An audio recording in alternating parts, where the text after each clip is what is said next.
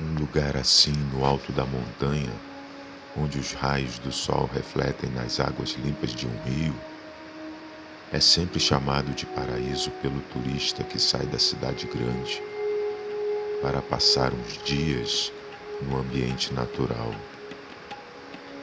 Ele vive num lugar inóspito e se estressa todos os dias em congestionamentos, em ruas perigosas, respirando ar poluído e sofrendo o risco de algum tipo de violência urbana.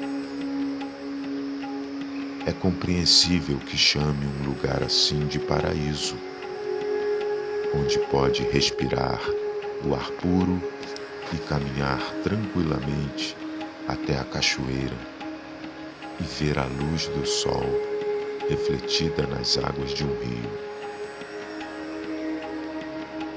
Não é o paraíso, certamente. A região possui também os seus problemas, que obviamente são bem menores que os de uma capital. Ontem, por exemplo, tivemos aqui uma queda de energia elétrica. Durou algumas horas. É o preço que pagamos por causa das árvores. Em época de chuva, algumas podem cair. Um galho pode afetar a fiação elétrica.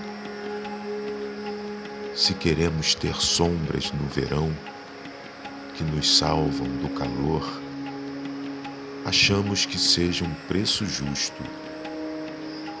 Na cidade grande, as árvores fazem falta e o resultado é a sensação térmica de 50 graus durante os meses de dezembro, janeiro e fevereiro.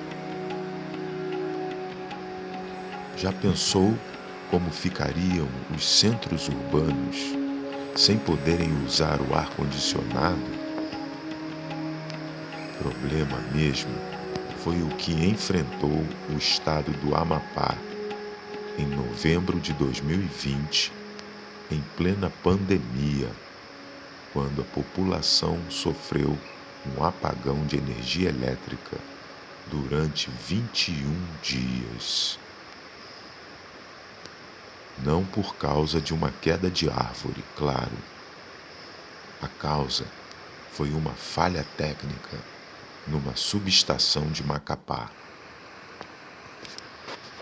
Analistas disseram que a ocorrência serve de alerta para o nosso sistema de distribuição e transmissão de energia. Você pode imaginar o que é ficar 3 semanas sem energia elétrica? Uma estranha sensação de que voltamos para o século XIX. É muito pior do que isso, pois naquela época todos sabiam viver sem energia elétrica. Mas um morador de uma capital brasileira, em pleno século XXI, não faz nenhuma ideia de como sobreviver por muito tempo em tal condição.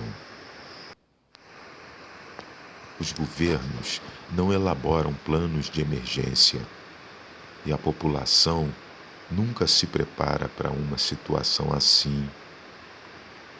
Todos são pegos de surpresa e as cidades são tomadas pelo caos social.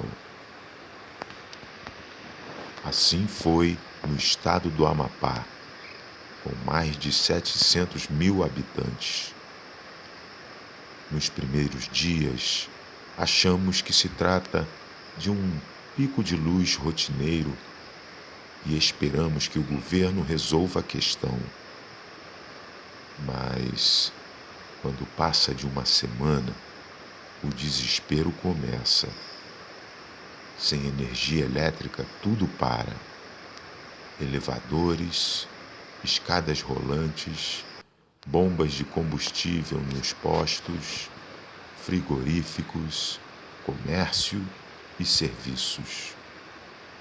Alimentos estragam na geladeira. O gás de cozinha é interrompido.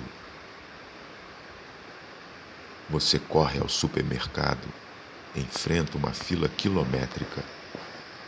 Cartões magnéticos não funcionam. Compra somente quem ainda possui algum dinheiro em espécie. Sinais de trânsito apagados. E o trânsito, que já não é tão pacífico em tempo normal, se torna caótico. Metrô e trem parados. Já imaginou como ficam os idosos que moram em apartamentos? Terem que subir e descer escadas escuras? E como comprar os remédios? Como o trânsito virou um caos, caminhões não entregam os produtos e as prateleiras dos supermercados ficam vazias. A garrafinha d'água em Macapá, que custava R$ 2, passou para 25. Tudo aumenta de preço nessa hora. Então, vamos ao quadro social. Em poucos dias, a população de Macapá saiu às ruas para queimar pneus, em protesto pelo descaso do governo. Não há outra forma de se chamar a atenção estando no escuro. Lojas invadidas e saqueadas. Oportunistas aproveitam para roubar aparelhos de TV, no meio de muitos que levam apenas comida em sua luta pela sobrevivência. O poder público aciona a polícia, que não dá conta. A demanda cresce e na escuridão da noite não há como trabalhar com eficiência. Agora, voltemos ao nosso paraíso. Aqui em cima da montanha, que passou o dia de ontem sem energia elétrica durante algumas horas. Se fosse um apagão de 21 dias, certamente a população local teria como captar água dos rios. Se os botijões de gás não chegassem, a lenha das matas seria usada para fazer fogo. E aqueles que cultivam sua horta e criam animais estariam a salvo da fome. O morador do campo vive mais próximo do local de produção. O habitante dos centros urbanos vive longe. Ele não produz, apenas consome. A cidade grande é um lugar sem preparo para uma situação emergencial. Uma simples greve de caminhoneiros é capaz de comprometer a sua frágil normalidade. Ficamos aqui uma tarde sem poder usar o celular. Mas 3 semanas sem acessar qualquer meio de comunicação é de fato um inferno. Você não sabe o que está acontecendo, se algum exército estrangeiro invadiu o país ou simplesmente é o fim do mundo mesmo, os dias de escuridão do apocalipse. Potências mundiais atualmente desenvolvem a chamada bomba do apagão, que libera filamentos de grafite de carbono, causando curtos circuitos e interrompendo qualquer hardware próximo que dependa de eletricidade.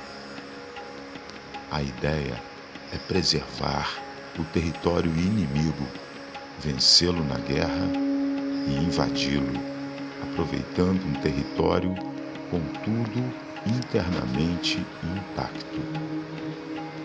Estamos preparados para isso? Podemos confiar num futuro sem guerras no mundo?